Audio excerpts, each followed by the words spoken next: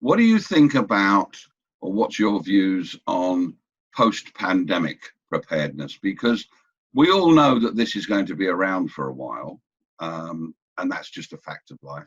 We have to get over it. But a lot of things have changed and will never go back to the way they were. For example, I can't imagine the parliament, your chamber, being Zoom oriented for the rest of its existence. That's probably not going to work. And it may work in a way now, but you need that contact. You need that person to person. What do you feel about what people should be doing now to prepare for when this is finished in 18 months, 2 years' time?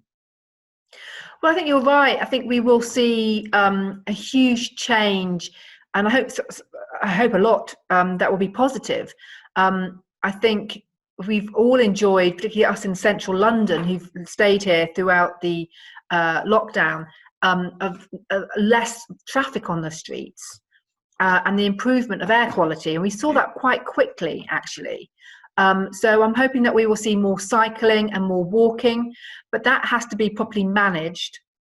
I've got no problem with cycle lanes, but there's no point in having extra cycle lanes if they, clog up the traffic, because we're still going to have some sort of vehicles on the roads, whether it's deliveries, taxis, that type of vehicle. So there's no point just keeping them restricted, because they'll be idling on the streets, and the air quality will, the improvements we've seen will drastically diminish very quickly.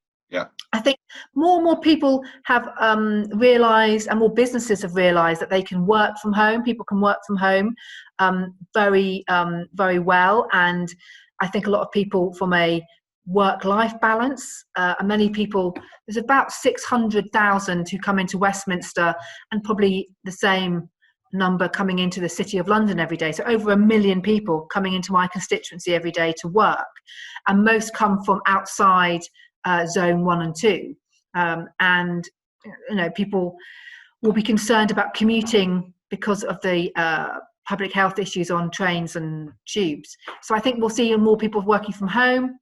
That means businesses will need less space. That means that maybe we'll see less offices needed, and maybe that'll become more homes, because we have got a huge issue about affordable homes in London. So again, I think we're going to see a shift, and I hope that the community spirit we've seen across the country, but particularly I've seen it in my own neighbourhood, of people coming together, getting to know neighbours they may have lived next door to for years and have hardly spoken to them. I have been absolutely overwhelmed by the huge number of people who have volunteered. Westminster Council has Westminster Connects, which is a voluntary service. I signed up myself, and I've been working every Sunday morning preparing food for rough sleepers who are currently in hotels.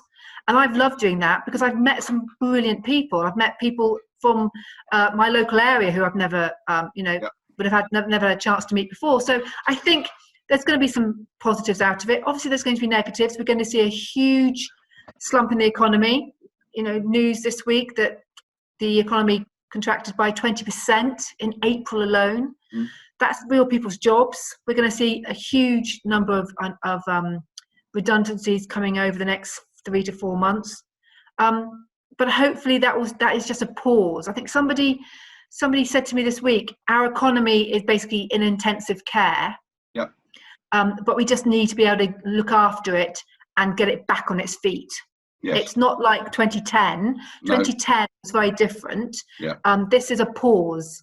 Yeah. Rather than a stop. I agree, but I also think there is another opportunity here.